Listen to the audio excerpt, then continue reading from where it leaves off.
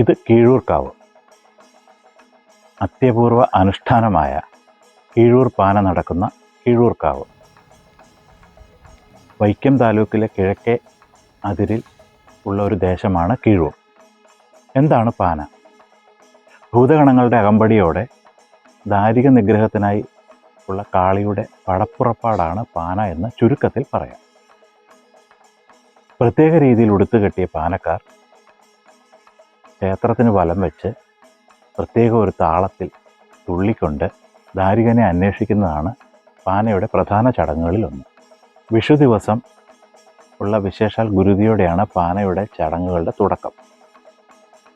10-ാം ഉദയത്തിന് അരിയേറ് പാന, പിറ്റേന്ന് ചെറിയ പാന. വലിയ പാന ദിവസം പ്രത്യേക രീതിയിൽ ഉടുത്തുകെട്ടിയ പാനക്കാർ ദാരികനെ അന്വേഷിച്ച് ക്ഷേത്രത്തിന് വലം വെക്കുന്നത് പാനയുടെ പ്രധാന ചടങ്ങുകളിലൊന്നാണ്.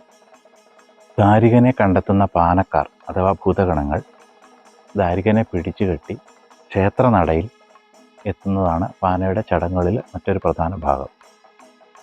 ദാരിക വേഷധാരിയെ ഒറ്റത്തൂക്ക ചാട്ടി പാനക്കാർ നടക്കൽ സമർപ്പിക്കുന്നതോടെ പാനയുടെ പ്രധാന ചടങ്ങുകൾ പൂർത്തിയാവുന്നു.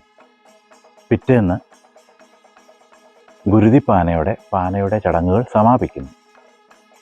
ഒറ്റത്തൂക്കത്തിന് ശേഷം രാത്രിയോടെ ഗരുഡൻ തൂക്കം വരവായി. എന്താണ് ഗരുഡൻ തൂക്കം? അസുര നിഗ്രഹത്തിന് ശേഷവും കലിയടങ്ങാത്ത കാളിയുടെ കോപം ശമിപ്പിക്കാൻ മഹാവിഷ്ണു തൻ്റെ വാഹനമായ ഗരുഡനെ പറഞ്ഞയക്കുന്നു. ഗരുഡരക്തം രുചിച്ച കാളിക്ക് കോപം ശമിക്കുന്നു. ഇതാണ് ഗരുഡൻ തൂക്കത്തിൻ്റെ കഥയിലെ ഒരു ഐതിഹ്യം. പല ഐതിഹ്യങ്ങളുമുണ്ട്, അവയിലൊന്നാണിത്. ദ്രാവിഡ ഗോത്ര സംസ്കാരത്തിൻ്റെ സകല സംശുപ്ത ശക്തിയും ആവാഹിച്ച അനുഷ്ഠാന കലകൾ തുളുനാട് മുതൽ കന്യാകുമാരി വരെ വ്യാപിച്ചു കിടക്കുന്നു. പൂർവികരുടെ മൗലികവും ജൈവവുമായ ജീവിത സംസ്കാരത്തിൻ്റെ ശക്തിമുദ്രകളാണ് അനുഷ്ഠാനങ്ങളും വിശ്വാസങ്ങളും. പ്രാചീന കേരളത്തിലെ പ്രധാനപ്പെട്ട ആരാധനാമൂർത്തികളായി കരുതപ്പെടുന്നത് കാളിയും ശാസ്താവുമാണ്. ഈ ആരാധനാമൂർത്തികളെ കേന്ദ്രീകരിച്ചാണ് അനുഷ്ഠാനങ്ങൾ ഭൂരിഭാഗവും ചിട്ടപ്പെടുത്തിയിരിക്കുന്നത്. ഗരുഡൻ തൂക്കം അഥവാ ഗരുഡൻ പറവ നടക്കുന്ന ചില പ്രധാന ക്ഷേത്രങ്ങൾ നമുക്ക് പരിചയപ്പെടാം.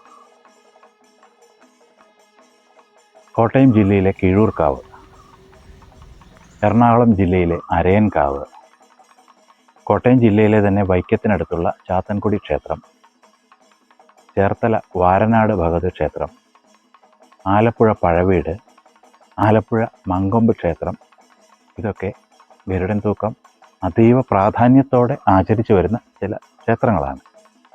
ഇതുകൂടാതെ മങ്കൊമ്പ് മുതൽ പെരുമ്പാവൂർ വരെ വ്യാപിച്ചു കിടക്കുന്ന ഭൂപ്രദേശങ്ങളിൽ ചെറുതും വലുതുമായ ഏതാണ്ട് എല്ലാ ദേവീക്ഷേത്രങ്ങളിലും തന്നെ ഗരുഡൻ തൂക്കം വിശേഷാൽ ആചരിച്ചു വരുന്നു.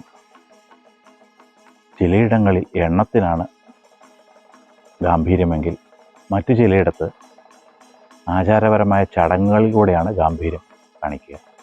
എല്ലാം ഒന്നിനൊന്ന് മെച്ചം. ഗരുഡൻ തൂക്ക ആചാര്യന്മാരിൽ ഇന്നുള്ള ഏറ്റവും മുതിർന്ന കലാകാരനാണ് ശ്രീ KS പുരം തങ്കപ്പൻ നായർ. വൻ ശിഷ്യസമ്പത്തുള്ള അദ്ദേഹം ഗരുഡൻ തൂക്കത്തിൽ മാത്രമല്ല കഥകളി, മുടിയേറ്റ് തുടങ്ങിയ കലകളിലും വേഷം ചെയ്യാറുണ്ട്.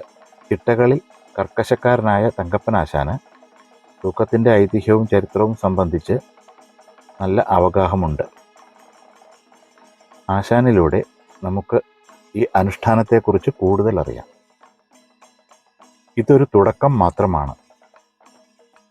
ഇനി വരുന്ന ഭാഗങ്ങളിൽ ഗരുഡൻ തൂക്കം എന്താണ്, അതിൻ്റെ വകഭേദങ്ങൾ എന്തൊക്കെയാണ്, ഓരോ വകഭേദങ്ങളിലും ഉള്ള നിയമങ്ങൾ, ചുവടുകൾ, മേളപ്പകർച്ചകൾ എന്തൊക്കെയാണ് എന്ന് ഞങ്ങൾ അന്വേഷിച്ചറിഞ്ഞ് നിങ്ങളോട് പങ്കുവയ്ക്കുന്നതാണ്. ഗരുഡായനം എന്ന ഈ യാത്രയിൽ ഞങ്ങളോടൊപ്പം നിങ്ങളുമുണ്ടാവുമെന്ന പ്രതീക്ഷയോടെ